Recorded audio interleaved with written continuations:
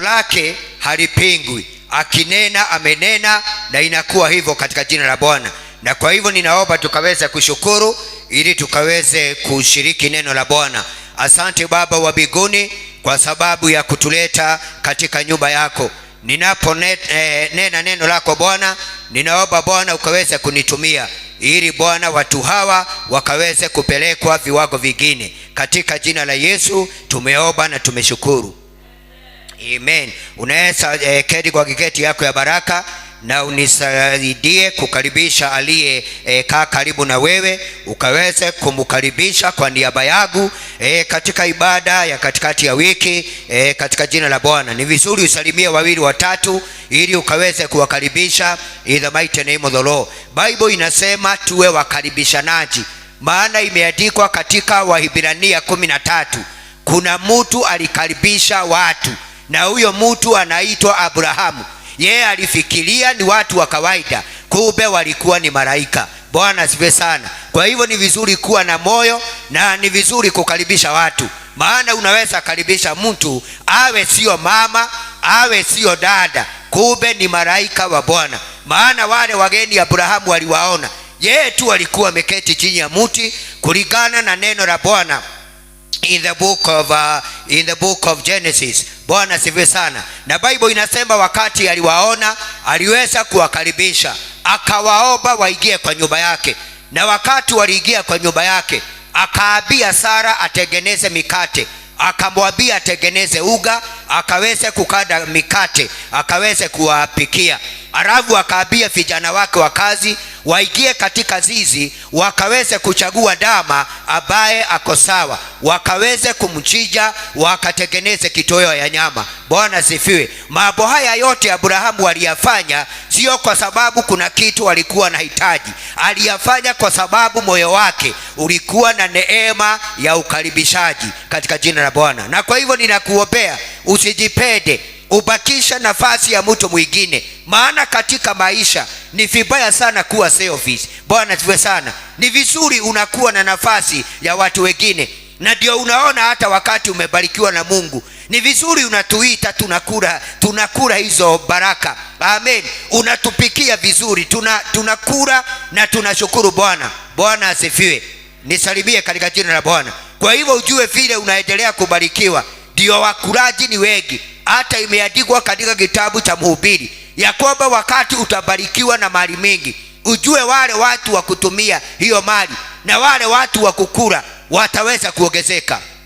Bwana asifiwe sana. Kwa hivyo ni vizuri kila wakati uwe umefungua mlango wa roho yako kukaribisha wageni, kukaribisha watu katika jina la Bwana. Na kupitia kwa huo ukaribishaji huwezi jua ni nani umekaribisha na ni nini ambayo wametenda. Maana baada ya Abrahamu kukaribisha wale watu, angalia ukarimu wake. Amewakaribisha, wamepikiwa, wamekula na wamekunywa. Alafu akamwambia sasa wataondoka, maana kuna kazi walikuwa wanaenda kufanya. Akawaambia awasidikishe. Bwana asifiwe sana. Moyo wa ukaribishanaji. Na kwa hivyo wakati aliwasidikisha wakiwa sasa kwa njia, ndio Mungu aliuliza kuongea ukweli. Vile Abrahamu wamekuwa na moyo wa kukaribisha hawa watu, wamepikiwa, wamepatiwa makaribisho mazuri. Je, ninaweza mficha rafiki yangu ile mission hawa watu watatu wanaenda kufanya? Kumbe walikuwa sio watu, walikuwa ni malaika, wamevaa mili ya watu, wametumwa kule Sodoma na Gomora wakaweze kuiweka kibiriti, maana uovu wa pale ulikuwa umefikia. Bwana sifiwe. Na kwa hivyo ninaomba uwe mkaribishanaji, maana kuna mambo Mungu atakufunulia katika jina la Bwana. Mungu hakumficha mtoto wa rafiki yake Ibrahimu kile ambacho alikuwa anaenda kufanya. Kwa hivyo ni vizuri kuwa na moyo wa kukaribishana katika jina la Bwana. Ninajua wengine wetu tunapikaga chapati saa 4 ya usiku ndio unaanza kukanda uga, wakati hata hakuna mtu anaweza tembea. Sasa maneiba wanasikia wewe unakibisana na sufuria. Hiyo mambo tuache wapendwa katika jina la sipike mchana.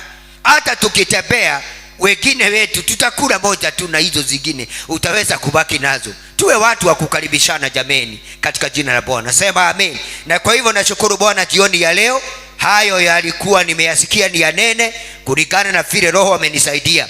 Nataka kuleta ujumbe ambao nimeupatia kichwa when heaven keeps silent, wakati mbingu imenyamaza. Bwana asifiwe. Huo ndio ujumbe wangu, when heaven keeps silent.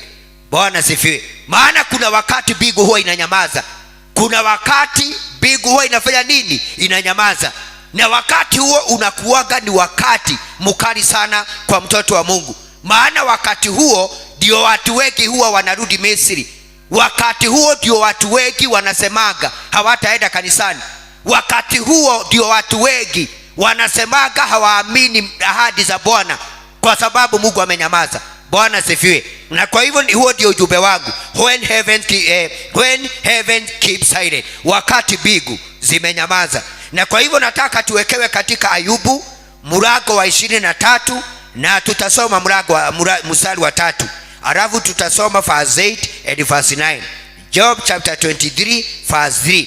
Tukisoma mstari wa 3 tutaruka mstari wa 8 na ule wa 9 katika jina la Bwana. Kumbuka ujumbe wangu ni when heavens keep silent, wakati mbingu zimeamua kunyamaza. Na kwa hivyo ni vizuri kuwa mtoto wa Bwana ukaweze kuelewa. Usifikirie kila wakati amen Mungu atakuwa naongea. Kuna majira na kuna season mbingu huwa imeamua kunyamaza, na Mungu ananyamaza tu, na hana ubaya na wewe, na sio kukataa, sio kumkasirisha. Umemkasirisha, sio dhambi ambayo umefanya, anaamua tu kunyamaza. Na wakati huo amenyamaza, kuna mambo huwa inatendeka katika maisha ya Mkristo katika jina la Bwana. Sema amen.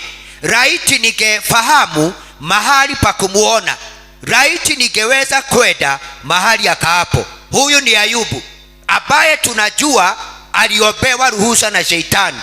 Wakati wana wa Mungu walienda mbele za Bwana kujiwakilisha, hata yeye Shetani aliungana na wao, mpaka wakati wamesimama mbele za Bwana ndio na Mungu akaangalia, akaona kuna kiumbe kingine ambacho hakifanani na wale wana. Najua akamuuliza, na wewe Ibilisi, hata wewe umejileta?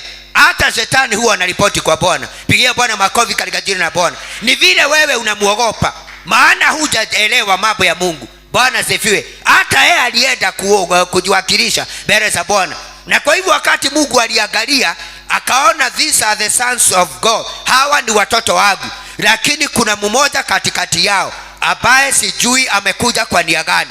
Akaulizwa na Mungu, je, umemuona mtumishi wangu Ayubu ambaye ni mwaminifu, ambaye ni mwadilifu, ambaye ananiogopa? Shetani akasema nimemuona.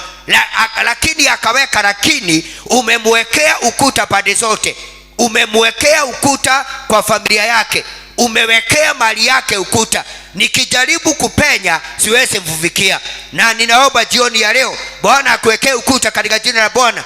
Ukiwa na ukuta hakuna uchawi ama uganga unaweza kukusia bakanda. Pigia Bwana makofi katika jina la Bwana.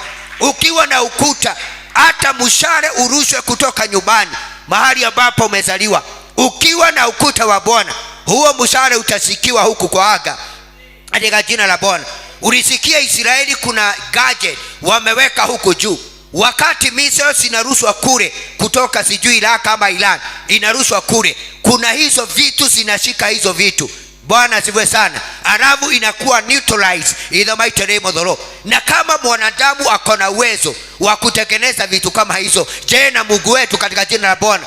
Hata yeye ameweka vitu kwa anga yako. Sema amen. Ili wakati mishale inarushwa na wachawi, inakamatiwa kwa anga katika jina la Bwana. Ili wakati kuna pagwa mambo maovu yakaweza kukutendeka katika maisha yako, hiyo mambo inapaguliwa katika jina la Bwana. Na kwa hivyo Ayubu sasa baada ya kujaribiwa anauliza, laiti ningefahamu mahali pa kumuona. Maana Ayubu anatafuta Mungu, hamuoni. Bwana asifiwe sana.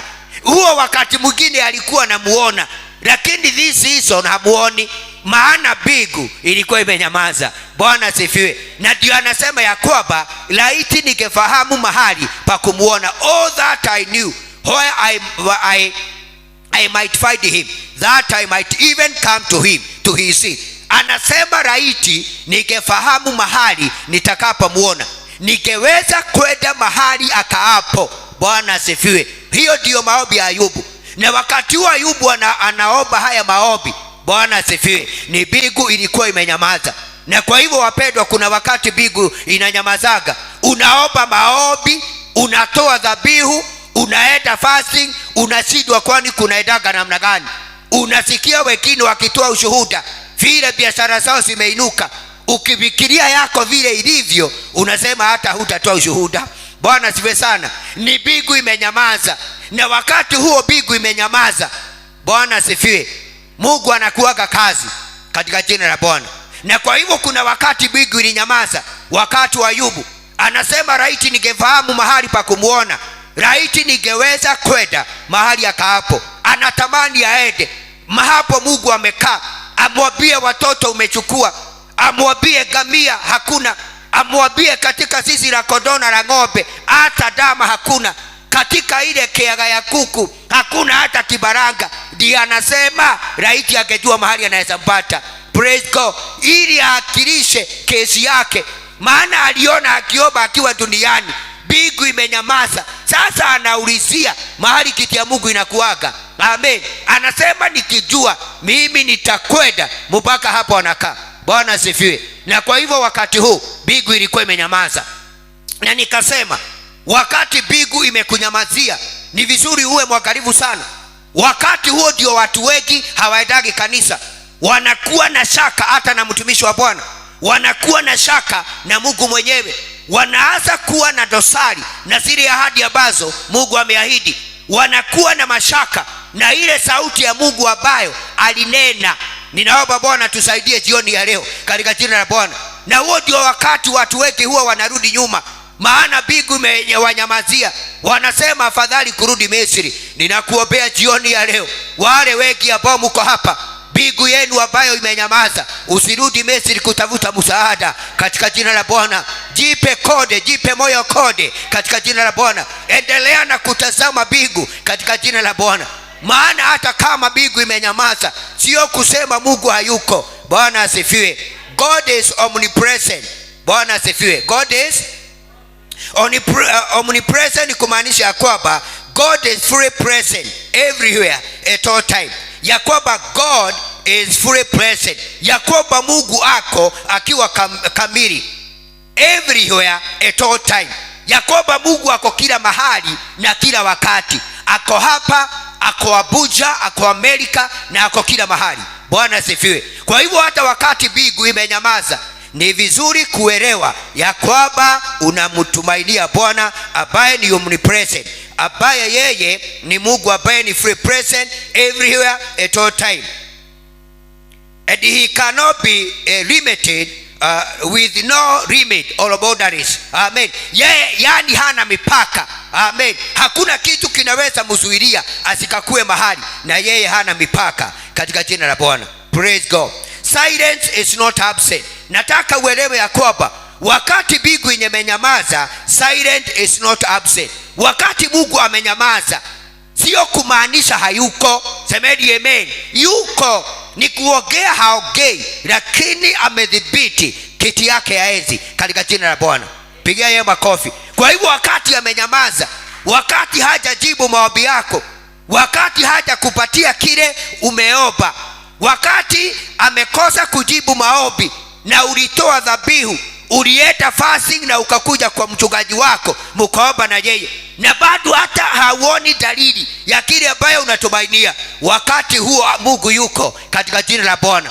Yeye hajabadilika. So silent is not absent. Just because you cannot see God does not mean he is not there. Kwa sababu ate huoni Mungu sio kumaanisha hayupo. Na ndio unaona Ayubu anajaribiwa, anafikiria kana kwamba, unaona anafikiria ya kwamba ako mahali fulani, na ndiye anasema laiti ningejua mahali nitakapomuona. Bwana sifiwe. Nataka msikilizaji wangu ukaweza kukumbuka God is spirit, Mungu ni roho. Bwana sifiwe. Na yeyote ambaye anamwabudu na kumtafuta, tunamtafuta kwa roho. Sema amen. Na yeye ako kila wakati, wakati wa majira yote Mungu yupo na anafanya kazi katika jina la Bwana. Hata wakati unapitia katika hali ambazo tukiangalia hatuelewi. Unajua kuna nyakati mtu anakaga kana kwamba haeleweki. Ni sisi hatutakuelewa, Mungu anakuelewa katika jina la Bwana. na sio kusema hiyo season itadumu. Hakuna season ambayo haina mwisho wake katika jina la Bwana. Kuna wakati wa baridi na kuna wakati wa jua na mvua, na ninaomba hiyo season unapitia umalizie in the mighty name of the Lord.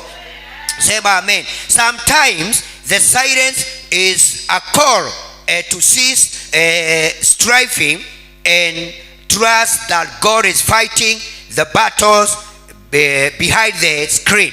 Ya kwamba wakati mwingine, wakati Mungu amenyamaza, ni kumaanisha ya kwamba unastahili, inakuaga sasa anataka ukaweze sasa kuanza kugagana.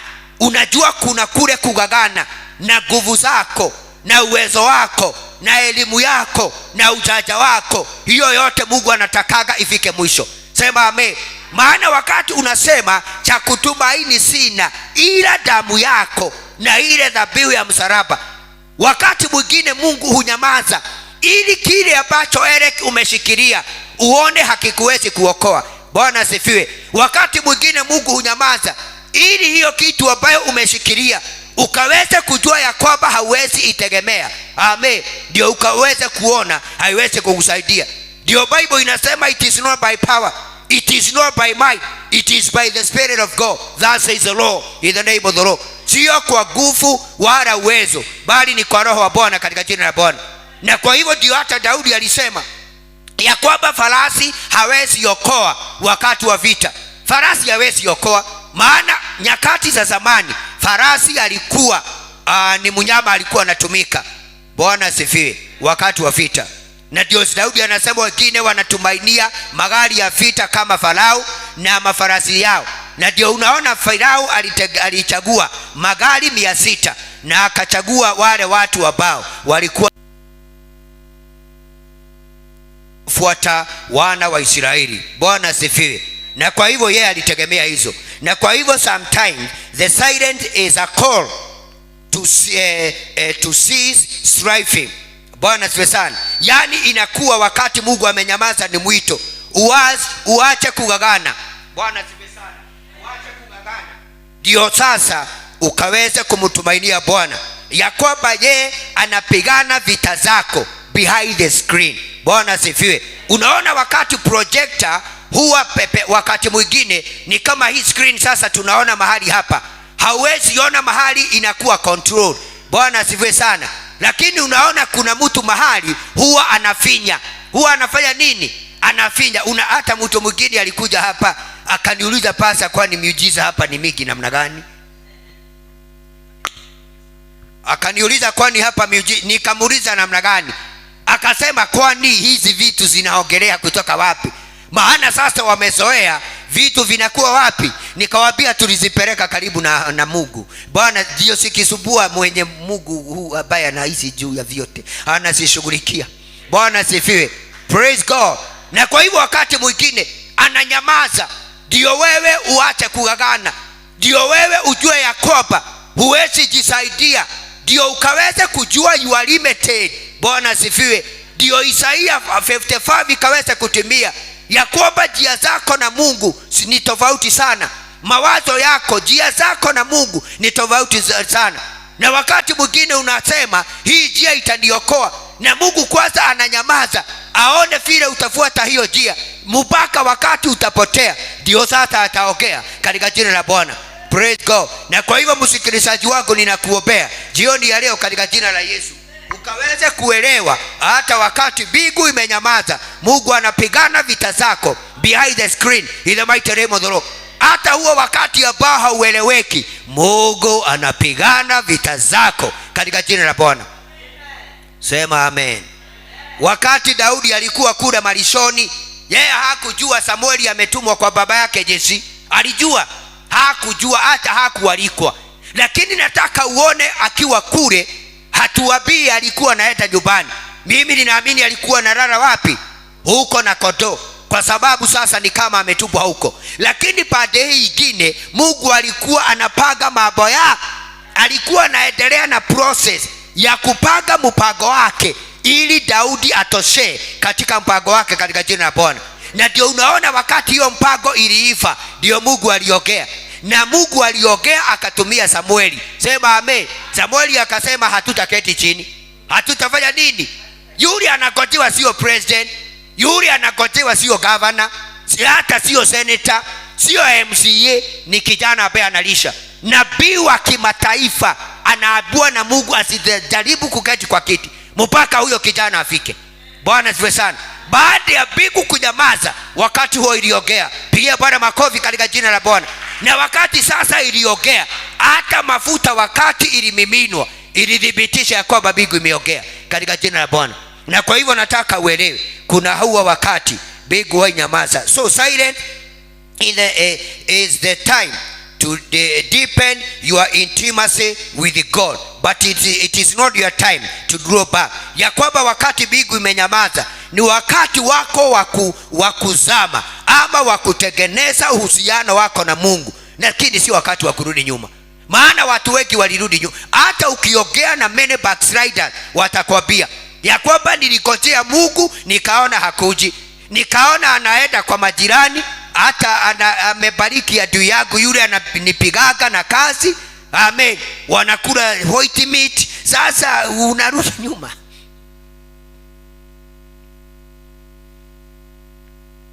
Lakini nikienda mashariki hayupo. Pigia Bwana makofi.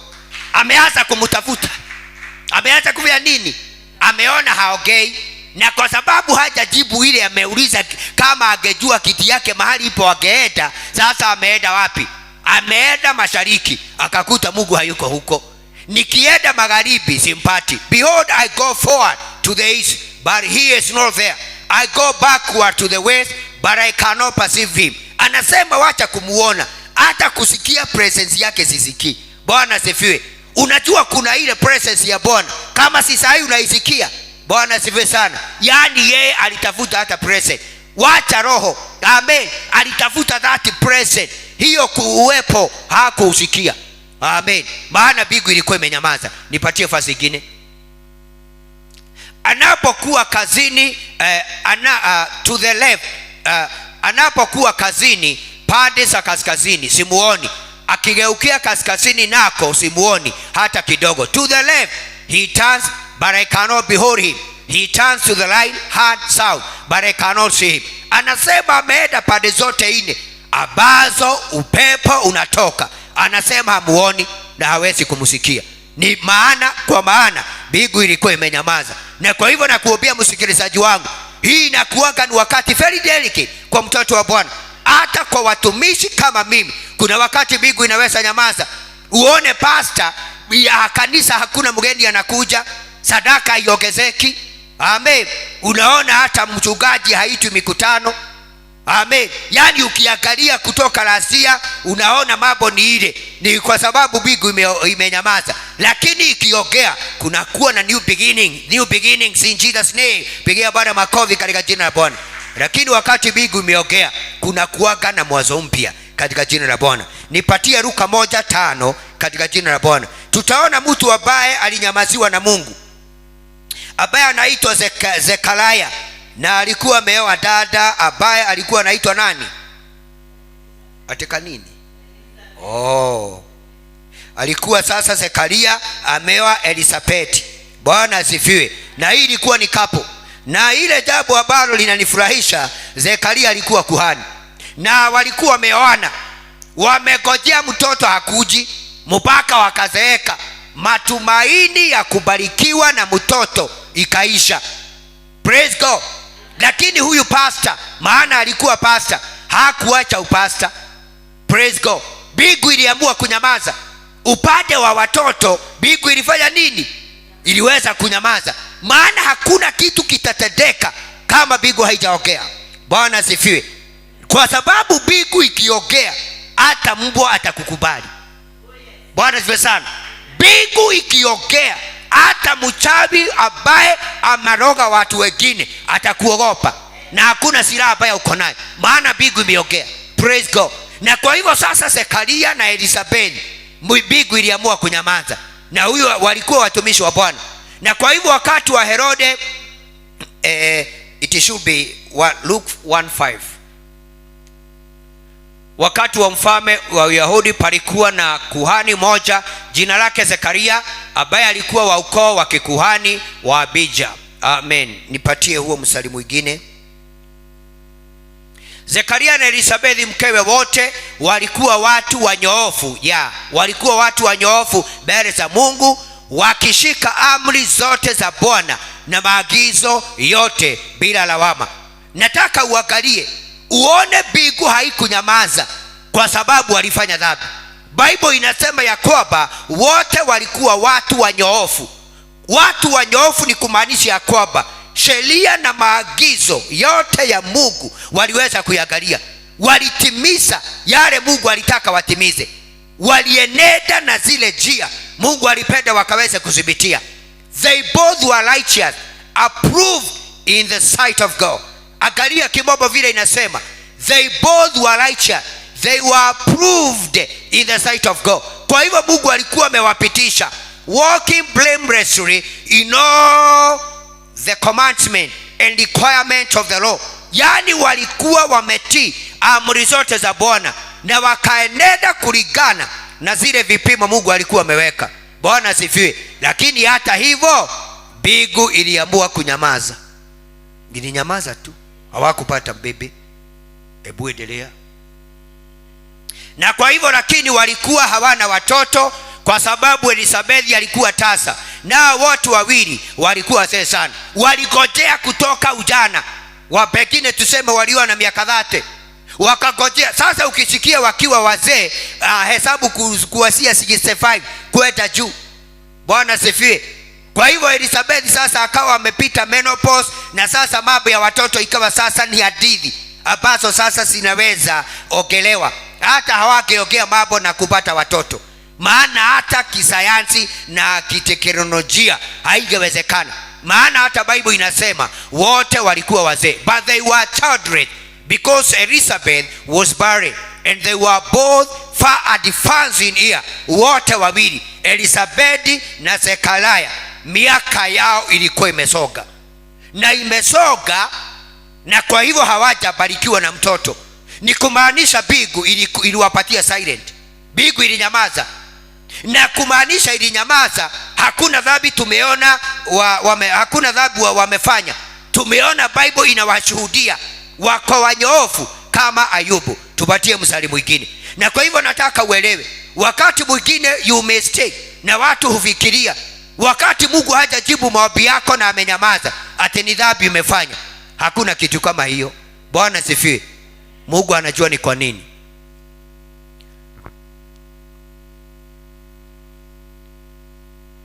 Siku moja alipokuwa zamu yake ya kikundi cha Zekaria, alipokuwa zamu ya kikundi cha Zekaria, ye akifanya kazi ya ukuhani hekaluni mbele za Bwana. Now it happened while Zacharias was serving as priest before God in the appointed order of his priestly division. Maana walikuwa makuhani wengi, walikuwa wanagawanya. Leo ni wewe utachoma ufumba, wewe ni wewe utapatia watu meza ya Bwana, wewe ni wewe, leo ni wewe utaweza kuhubiri. Walikuwa kikundi. Bwana sifiwe sana. Na yeye hata wakati mbingu inyamaza, imagine hakukosa kufanyia Mungu kazi. Bwana sifiwe sana. Na hapa ndio nimesema kuna kuwaka na mtihani, na wengine ni mitihani tumepatiwa na Bwana. Mungu amenyamaza aone vile utaongea. Maana watu wengi hapa tukifunguliwa mioyo utaona vile tumelaani Mungu. Hapa utakuta kuna mabibi wengi sana wa Ayubu ambao walitoka na proposal Mungu alaaniwe. Wewe unaweza laani Mungu ambaye alikuumba?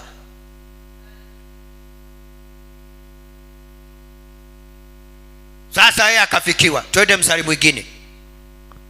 Alichaguliwa kwa kura kwa kufuata desturi ya ukuhani kuingia hekaluni mwa Bwana ili kufukisha ufumba. As was the custom of the priesthood, he was chosen by Lord to enter the sanctuary of the temple of the Lord and burn incense on the altar of incense. Kwa hivyo yeye alichaguliwa aingie mahali pale kwa madhabahu akaweza kuwakisha ufumba ama achome ufumba. Hakusema hataenda kwa sababu mbingu imenyamaza. Hakusema akona shaka na huyo Mungu kwa sababu mbingu imenyamaza, kwa sababu mke wake anaitwa tasa na watu. Hakuwa anaitwa mama fulani, alikuwa anaitwa Elisabethi. Maana watu wanaitaga mtu jina yake. Mtu akipata mtoto ndiye anaitwa baba fulani. Lakini sasa kama tuseme sasa kama Anyona hajabarikiwa na mtoto, anaitwa Neli. Neli. Wakimuita jina ya kikwao ni Anyona. Na Anyona inamaanisha nini? Hata hajui. Hata mimi sijui. Ni Wakisii hao, achana na wao. Timothy verse 10. Mambo ya ajabu haya. And now wakati wa kufukiza ufumba ulipowadia, wale wote walikuwa wamekusanyika ili kuabudu, walikuwa nje wakiomba. Unaona sasa, yule pastor, kuna watu walikuwa wanamuombea.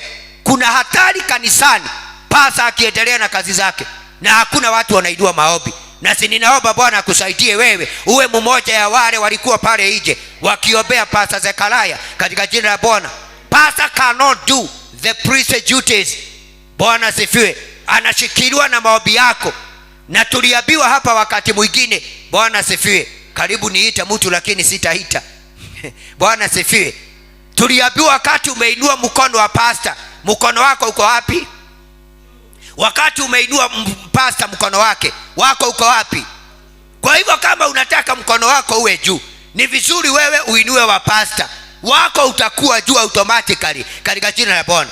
Kwa hivyo hata kama huyu pastor hakuwa na mtoto na Mungu amewanyima mtoto na mbingu imenyamaza, kuna watu walikuwa wanawagojea pale, wanamwambia Zekaria, endelea na kutumikia Bwana. Mungu kama atapenda ataongea. Bwana sifi sana. Ataongea kama ataongea, na kama hataongea atabaki kuwa Mungu. Kwa hivyo Bible inasema walikuwa pale nje na wakaendelea kumwombea. Bwana asifiwe. And all the congregation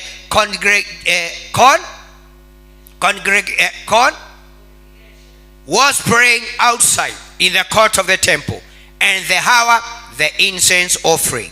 Nipatie mstari mwingine.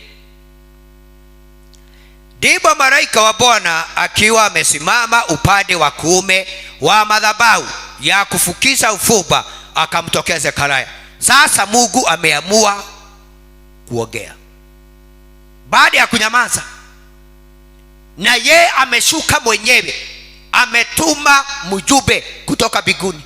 Sema amen. Ametumana, ameona Zekaria amemgojea, hajalalamika, hajateta, hajaongea kinyume na yeye. Zekaria hajaacha kazi ya Mungu kwa sababu hana mtoto, ameendelea na kazi yake ya ukuhani. Na kosa ile inanifurahisha, wakati anachoma ufumba ndio malaika anamtokea. Bwana asifiwe. Na kwa hivyo malaika wa Bwana akiwa amesimama upande wa kuume wa madhabahu. Watakatifu nisalimieni katika jina la Bwana. Nataka uelewe kila madhabahu inakuwa na malaika wake katika jina la Bwana. Praise God. Kila madhabahu inakuwa na malaika wake. Na kwa hivyo malaika sasa wa hiyo madhabahu alishuka kutoka mbinguni, akasimama upande wa kuume wa madhabahu ya kufukizia ufumba, akamtokelea Zekaria. Alafu Zekaria alipomuona huyo malaika akafadhaika sana, akajawa na hofu. Yeye alimuona, wale wako nje wanaendelea na hawajui kuna mambo inaendelea huko ndani. Nataka uelewe, anytime unakuja kwa madhabahu ndio Mungu ataongea katika jina la Bwana. Mungu anaongeaga kwa madhabahu yake. Bwana asifiwe. Na kwa hivyo usifujike moyo kutafuta Bwana. Wewe Zekaria, Elisabethi uko hapo, miaka imeenda unatafuta kazi na haujapata. Elisabethi nasema endelea kufanyia Mungu kazi katika jina la Yesu.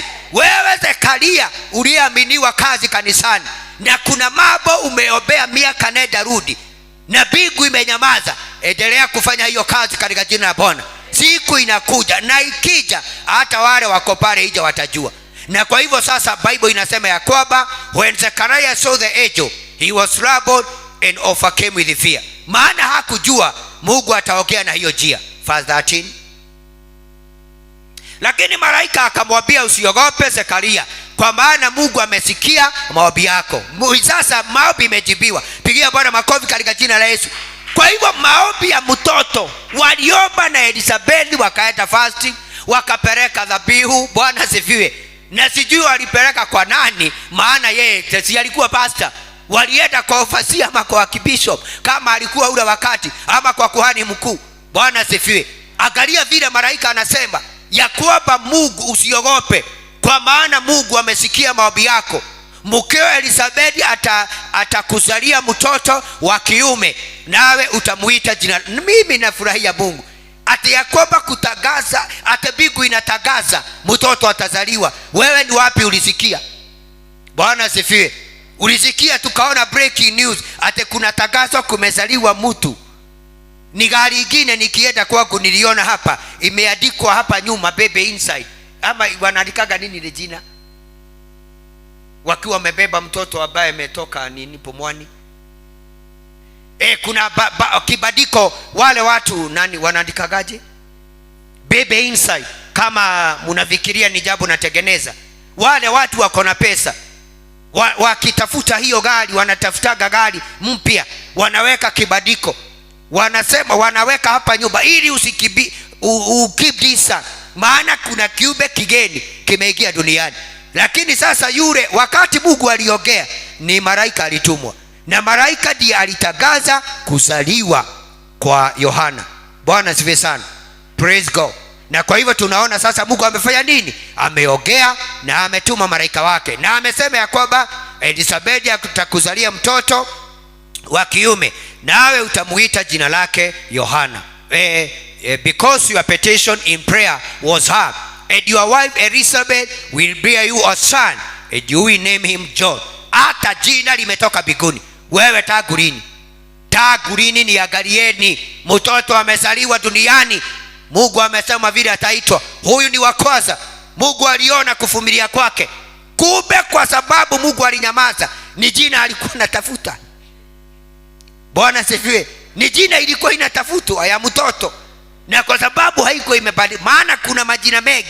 Kulikuwa na Jeremiah, Elikana, kulikuwa na Kamau, kuneona ni Kwaliki, Omodi. Sasa Mungu alikuwa anatafuta ile jina, na ndiye akawa amenyamaza.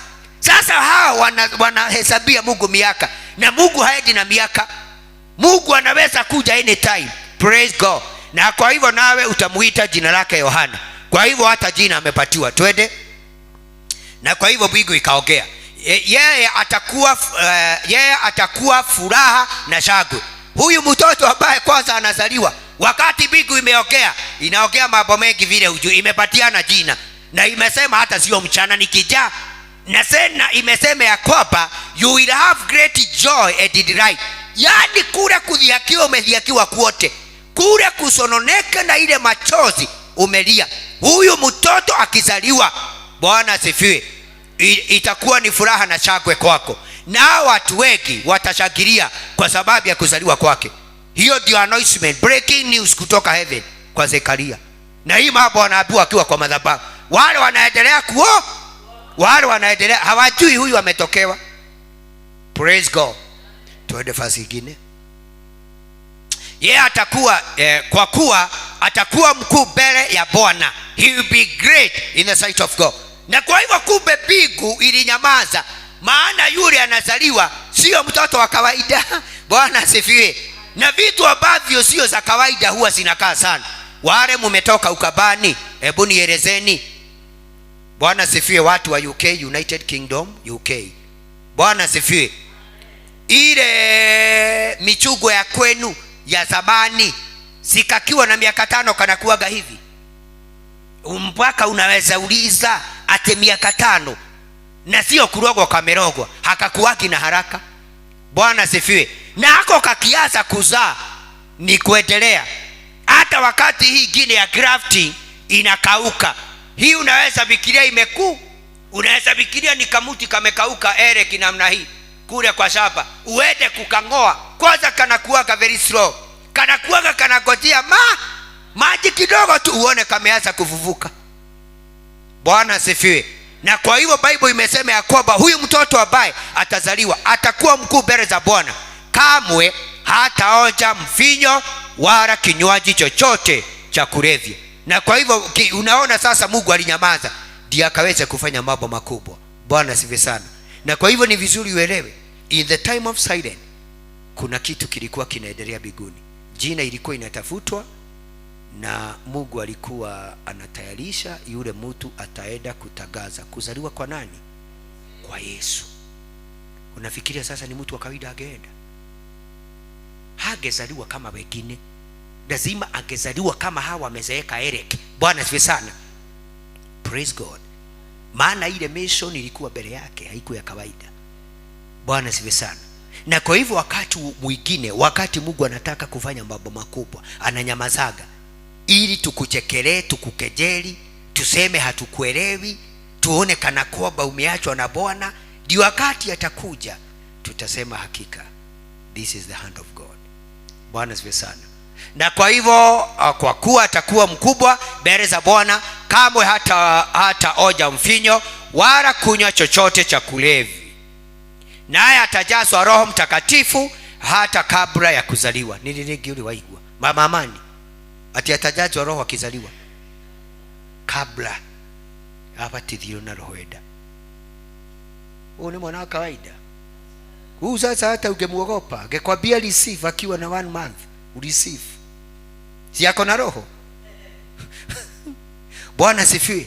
Yaani mtu anajazwa na roho. Wacha yule naye Yeremia alifanywa ordination akiwa wapi? Kwa tubo. Mungu ni wa ajabu wapendwa. Bwana sifiwe sana. Kwa hivyo atajazwa na Roho Mtakatifu kabla ya kuzaliwa. Na kwa hivyo unaona sasa wakati mbingu iliongea mambo ya ajabu. Na kwa hivyo naomba mbingu yako iongee katika jina la Bwana. Wale watu mumegojea Bwana, Mungu ninakuomba katika jina la Yesu.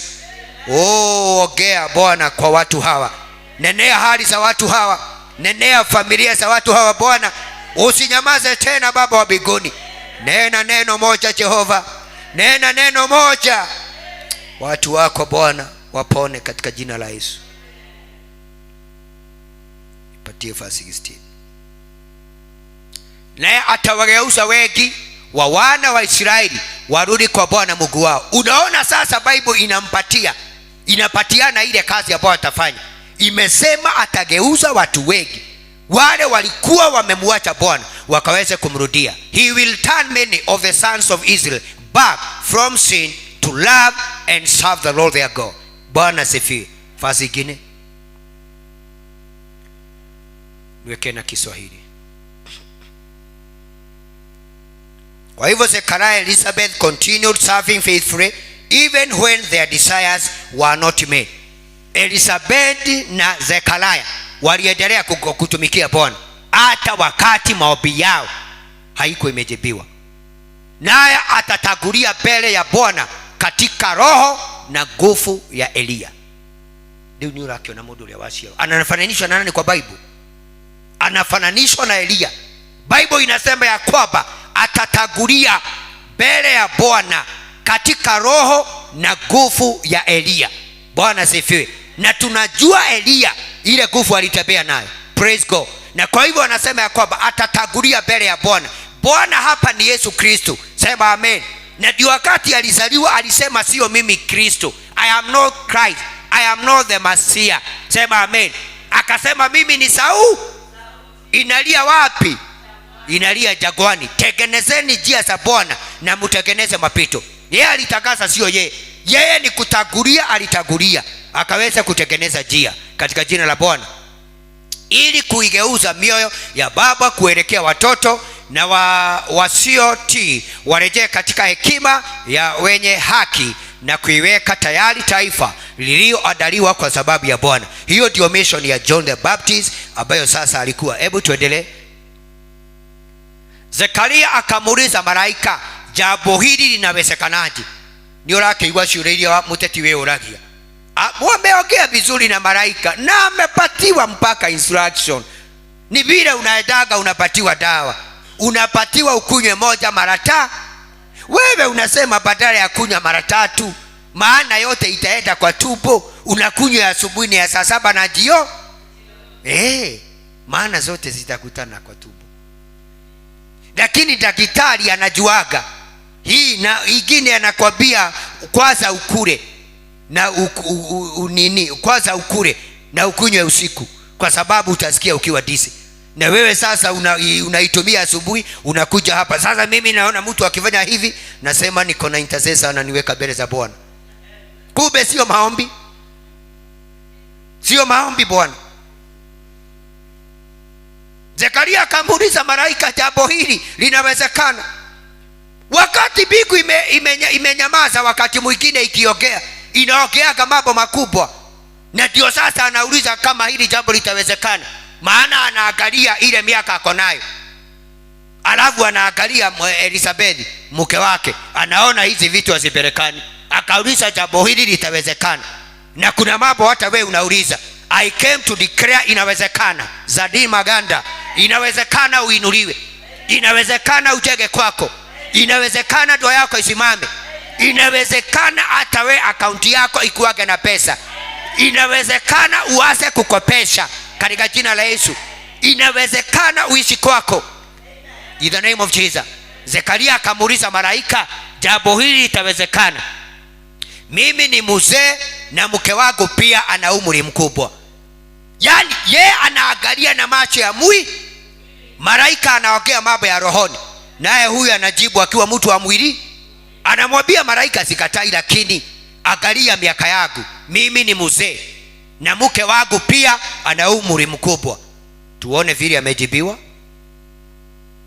Malaika akajibu akamwambia, mimi ni Gabrieli nisimamaye mbele za Bwana. Nasimamaga mbele ya nani? Naedaga, mimi naedaga mbele za Bwana.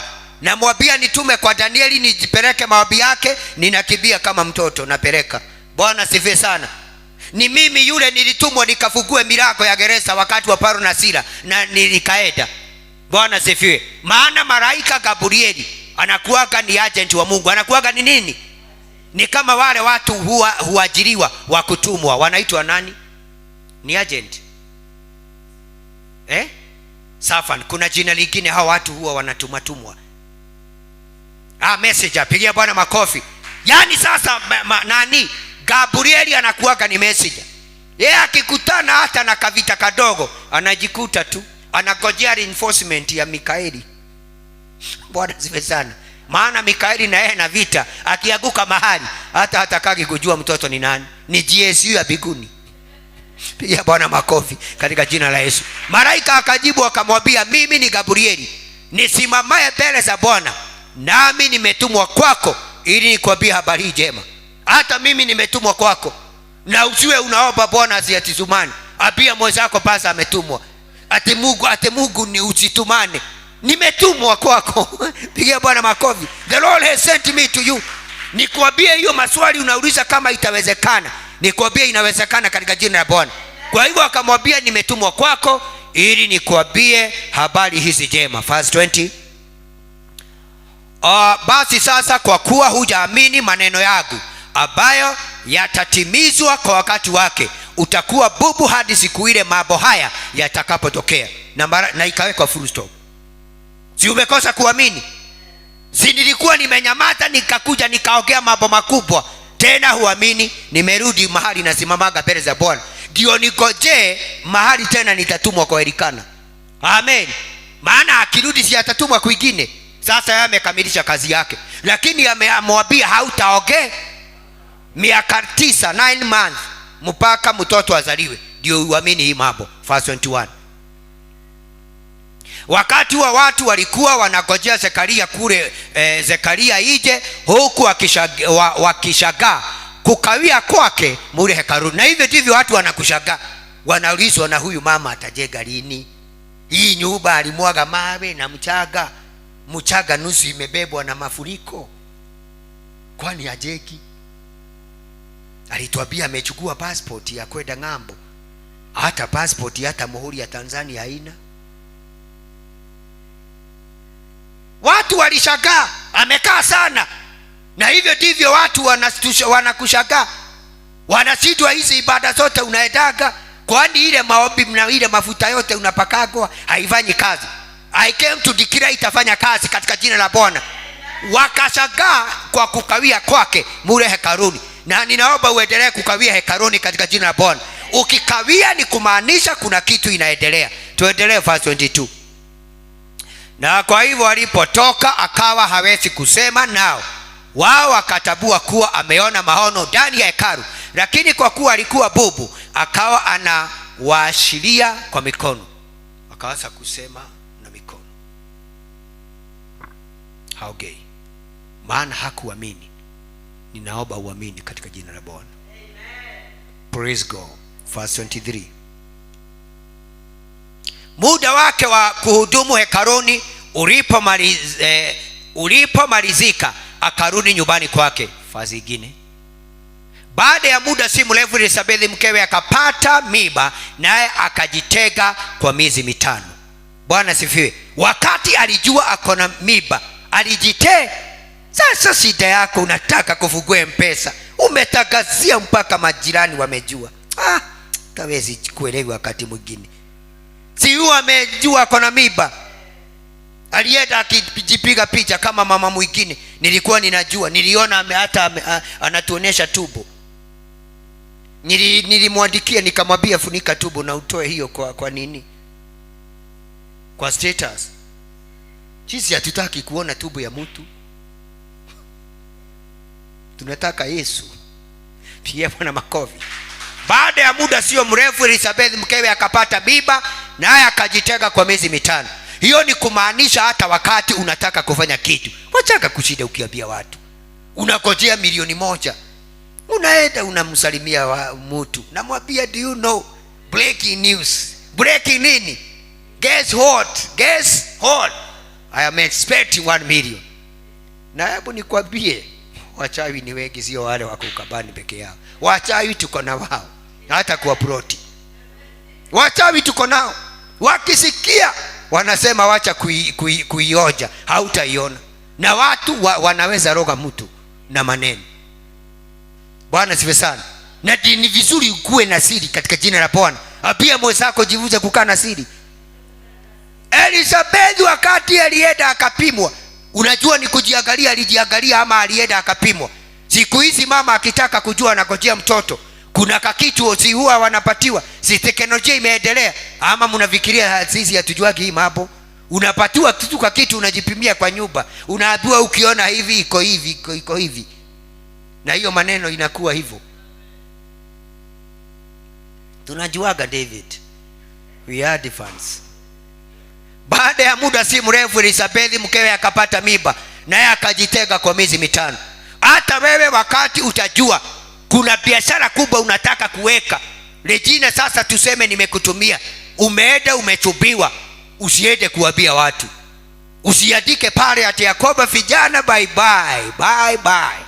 Ninaenda kufanyika mama. Na kwambia watu wengi watasema hii harusi haitafanyika. Na sasa wakisema namna hiyo, wataanza kuweka vikwazo katika ulimwengu wa rohoni. Lakini kama umenyamaza, wewe unakuja tu hata mikutano ya vijana, wakiambiwa rukaruke wewe unarukaruka, ukijua tu imebaki miezi miwili. Wasikia hapa nimetangaza harusi ya Regina Wabua mara ya kwanza. Washidwe kayarahika. Unajua sasa ikitangazwa kutoka kwa madhabahu, hiyo sasa ni maeneo authority. Bwana siwe sana. Nisalimie katika jina la Bwana. Kwa hivyo lazima unaweka siri. Huyu ni kujitega, alijitega miezi mingapi? Wakawa wanauliza Elisabeth, kwani aliendaga wapi? Alitafuta mahali akajificha, akagojea mpaka wakati atajifungua. Yeye hakuenda akiambia watu wako na mimba. Alitaka waone resort. Hata wewe usituambie, wacha tuone resort katika jina la Bwana. Tupatie verse 25. Akasema hili ndilo Bwana alilonitendea aliponiangalia kwa upendeleo. Ninaomba Bwana kuangalia kwa upendeleo. Zalabi nazi la bagada. Kumbe kuna vile Mungu anaweza kuangalia. Ikuwe sasa za haja kuangalia kikawaida. Bible inasema hili ndilo Bwana alilonitendea aliponiangalia kwa upendeleo. Kwa hivyo wakati Mungu alibreak the silence, alimwangalia kwa kipendeleo. Aliponiangalia kwa upendeleo na kuniondolea aibu yangu mbele ya watu. Ninaomba aibu yako yote Bwana iondoe katika jina la Bwana. Ile aibu iko mbele yako Bwana iondoe. Ile aibu iko kwa familia yako yote, Bwana iondoe katika jina la Bwana. Praise God. Nakumbuka wakati moja tulifukiwa nyumba kwa kukosa 1500, nikatolewa vitu kwa na mshiri, zikatolewa pale Kabimoto, na nilikuwa naishi mahali tu panaitwa Kabimoto. Na kwa hivyo ni vizuri hata kuangalia sasa mahali unaishi. Kabi ni moto, na hiyo moto niliona kweli, kwa sababu vile nilitolewa kwa hiyo nyumba, I saw the fire itself. Niliona huo moto, nikatolewa tu. Ushawahi hama na mikono, unabeba sahani unapeleka, alafu unarudia karai. Na mimi nimehama na njia za ajabu, maana hata mkokoteni nimehama nayo.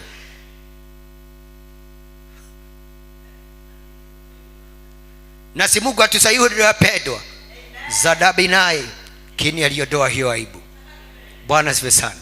Aliondoa hiyo aibu. Nakumbuka nikihama kutoka Huruma nikuja Komarok, nilitafuta gari. Mayoivu anasema tutafute pika.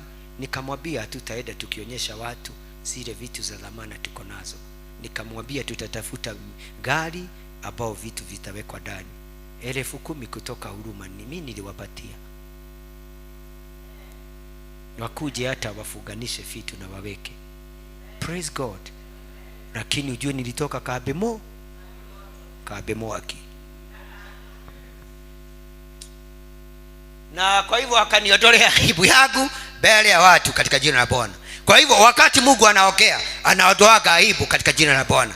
Dakika 5 nimalize. Kwa hivyo silence can make us doubt God faithfulness. Wakati mbingu imenyamaza, inaweza sababisha ukuwe na mashaka na ahadi za Bwana. Na mimi Moteti ni product ya kwamba kuna Mungu mbinguni katika jina la Bwana. Kama ni mimi nasimama kwa madhabahu kama haya, praise God, I am a product ya kwamba kuna Mungu mbinguni. Anaweza inua na anaweza badilisha hali katika jina la Bwana. I am not the way I am, it is the grace of God. I am the way I am. Hiyo huko sikia, sikukuwa hivi nilivyo, ni kwa neema ya Bwana niko vile nilivyo katika jina la Bwana. Maana wakati Mungu aliniangalia na jicho lake, wakati huo wote nikikaa Kabimoto Bwana sifa sana, alikuwa amenyamaza. Na hata wakati nilifukuzwa hakuongea.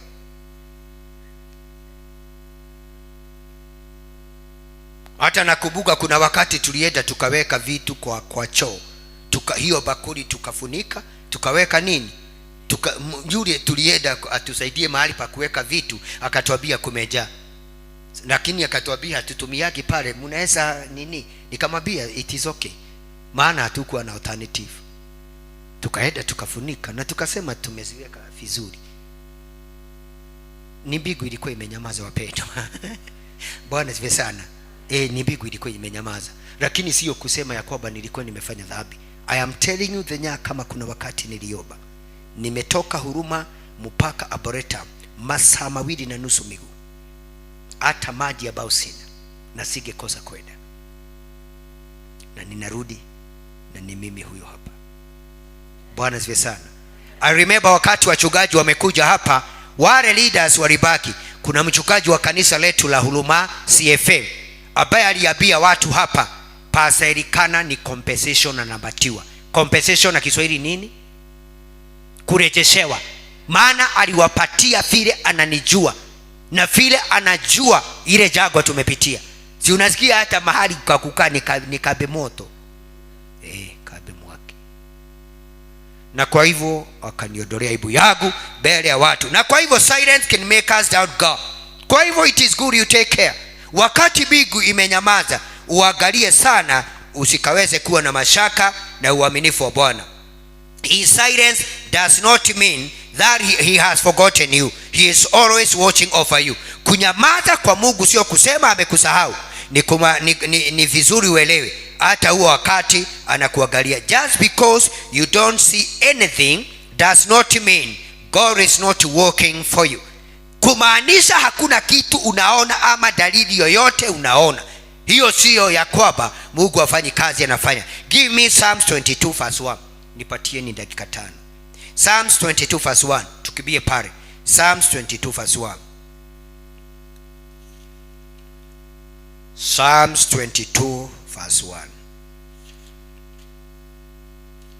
like a teacher who remains quiet during exam. Na hiyo sikie, like a teacher who remains quiet during exam, God may be silent to test if you will trust him in the absence. Bwana asifiwe. Kama mwalimu vile huwa ananyamaza wakati wanafunzi wanafanya mitihani. Si mnakumbuka kwanza tukifanya KCP Muteti, deski moja hapa na hapa, examiner anawekelea karatasi kama ni ya CRE anaiwekelea hapo. Unaona, anaangalia, anajua hiyo kwanza umeanguka, hiyo umepata, na hawezi kuambia ubadilishe, haogeaki. Alafu anachukua hiyo karatasi, inaenda kumakiwa. Bwana sifiwe. Kwa hivyo wakati Mungu anakujaribu, ananyamazaga. Bwana sifiwe. Kama vile mwalimu wakati wa kufanya mitihani hakuwa anaongea, praise God, alikuwa tu ananyamaza. Na ndio unaona walimu walikuwa kama sasa hii tuseme hii kanisa yetu ya Sores tunafanyia mtihani hapa, walimu wa primary ingine wanatoka kule wanakuja wapi, ili kusiwe na majadiliano. Praise God. Bishaji Mutido wa utenzi wa Kurugu wa Mungu wangu, tuachane na hiyo juu. Mungu wangu, mbona umeniacha? Kwa nini uko mbali hivyo kuniokoa? Daudi naye amenyamazi. Daudi ni akilero niki, amenyamaziwa, mbingu imenyamaza. Ndiye anasema Mungu wangu, mbona umeniacha? Kwa nini uko mbali hivi kuniokoa? Anaita Mungu, haokolewi. Mungu haongei, Mungu hajibu, Mungu hashuki. Bali hivyo na maneno ya kugua kwangu. Kwa nini unakaa na nikugua na ugua kama nyama na ugua kama chemusha? Kwa nini Mungu unanyamaza? Na kwa hivyo ni vizuri uelewe, hata Daudi alinyamaziwa. Nipe verse 2. Na Mungu wangu, ninalia mchana lakini hunijibu. Unasikia, hata sio kuomba, ameenda level 2. Sikuna kuaga na hospitali ya level 4 na 5. Ukisikia mtu ametolewa level 4 ameenda 5, ujue hizi amekuwa hali yake imeanza deteriorating. Ni pasidie na hiyo neno vizuri. Afya yake imeanza kudhoofika. Ati ametolewa level 4 ameenda, ni kumaanisha sasa afya yake imeanza kudhoofika. Na kuna watu hapa wamepatiwa rifaro. Mtapona katika jina la Bwana. In the name of Jesus, ninatangaza mtapona. In the name of Jesus. Waliona ukiingia ICU unatoka ukiwa mzima katika jina la Bwana. Maana Mungu hata kubali ufe. In the name of the Lord. Praise God. Ni Mungu alinyamaza tu, ende hapo watu waseme vile watasema, alafu ukitokea watu waanze kukuona. Ndio sasa Mungu abadilishe your story, kwa sababu story yako haiwezi badilishwa kama haujafanya mitihani. Mungu wangu, ninalia mchana lakini hunijibu, hata usiku sinyamazi. Anaenda mpaka kesha. Daudi anaenda nini? Si anasema hata usiku. Hii ni kesha. Kesha iko sasa hapa. Huyu ameenda kesha. Mungu hata kesha haongei. Kaigainake mamwadhani. Wakati Mungu mwingine yake anakuanga. Bwana siwe sana. Anasema hata usiku Mungu haongei. Fasi nyingine. Na kwa hivyo hata hivyo umesimikwa katika kiti cha enzi kama mtakatifu. Wewe ni sifa ya Israeli. Sasa anajipa moyo na hayo maneno. Just as a seed grows in the silence of the soil, God may be using a quiet season to prepare you for a greater purpose. Umesikia hiyo point? Kama vile mbegu huwa inazikwa na mchanga, haionekani, hakuna mtu anajua kuna kitu inaendelea. After a duration of time, hiyo mbegu inachipuka, inatoa sasa majani na nini na nini, na halafu tunaanza kuiona. Na wakati mwingine kama huo inakuaga ni wakati wa preparation katika jina la Yesu. Give me Psalms 28 verse 1. Tukibie tafadhali 28 verse 1 ndio tutamaliza naye, nikuombe. 28 verse 1. Ninakuita wewe Bwana mwamba wangu, usiwe kwangu kama kiziwi. Hii maombi leo ni mazito. Amen. Daudi anamwambia Bwana, ninakuita wewe Bwana. Anamuita kama vile unaweza ita rafiki. Ninakuita Bwana, Bwana mwamba wangu, usiwe kwangu kama kiziwi, kwa sababu ukinyamaza nitafanana na hao waliokwisha shuka zimoni. Anamwambia Mungu, ukiendelea kunyamaza hivyo, mimi nitakuwa kama wale wamezikwa na njia nyingine. Angalia Kizungu vile inasema, I call, oh Lord, my Lord, don't be deaf to me, for if you are silent to me, I will become like those who go down to the grave. Nitakuwa kama wale ambao wameenda katika nini? Fasi hiyo nyingine. Na kwa hivyo anasema ya kwamba sikia kilio changu, unihurumie ninapo kuita kwa ajili ya msaada. Niinuapo mikono yangu kuelekea patakatifu pako. Unaona, anaomba hata kama ameinua mikono, yani amepiga magoti, ameona Mungu okay. Hata mikono anafanya nini? Na tena anaangalia nje. Anaangalia wapi? Anaangalia kwa madhabahu na mbingu imenyamaza. Bwana asifiwe sana.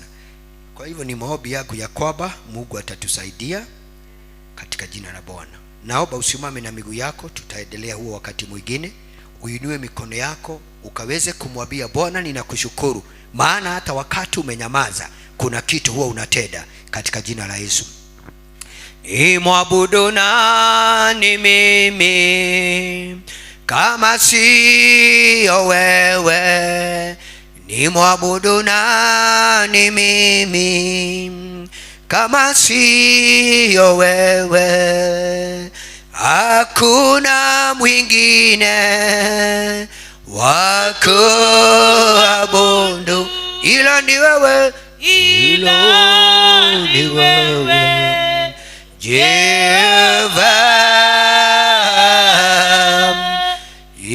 ila ni wewe Jehova. Enda mbele za Bwana ukaweza kumshukuru, maana hata wakati humuoni, wakati unamutafuta haitiki, wakati unaomba hajibu, yeye ako kazi katika jina la Yesu. Haja sahau na wewe, haja kusahau na wewe, bado ako kazi. Kuna kitu kinaendelea, kuna kitu anafanya. Baba, tunakuinulia mikono yetu, tunakuinulia sauti zetu jioni ya leo. Kumbe hata wakati umenyamaza Bwana, kuna kazi huwa unafanya Bwana. Tunaliinua jina lako jioni ya leo, tunalibariki jina lako jioni ya leo. Tunakuabudu Baba wa mbinguni, tunakuheshimu Baba wa mbinguni. Zodina zanturina shakarabaganda. Bwana, kuna kitu unafanya, unatuma malaika Bwana ya makata baganda, unatuma malaika kutuletea habari njema katika jina la Yesu. Bwana, unatukumbuka Baba wa mbinguni, inatutoa levo hii Bwana, itupeleke levo ingine Bwana katika jina la Yesu. Bwana, tunaliinua jina lako Bwana, tunakubariki Jehova Mungu, tunakurukuza. Wewe ni mwema, hakuna kama wewe Bwana. Wewe ni mwaminifu Bwana, wewe ni mkuu Baba wa mbinguni. Shuka Baba wa mbinguni, usinyamaze tena Bwana, usinyamaze Baba wa rehema, usinyamaze tena Baba wa mbinguni, usinyamaze tena Bwana, usinyamaze Bwana. Tunaomba unene neno Bwana, nena neno maisha yetu ipone, nena neno familia zetu zipone, nena neno Baba wa mbinguni mioyo yetu ipate tumaini, nena neno Baba wa mbinguni milango ifunguke Jehova jioni ya leo katika jina la Yesu. Tunaliinua jina lako, tunakubariki Bwana. Zebadina makuri mazaina rabini zobuno sharabagandi babu zadabidia. In the name of Jesus.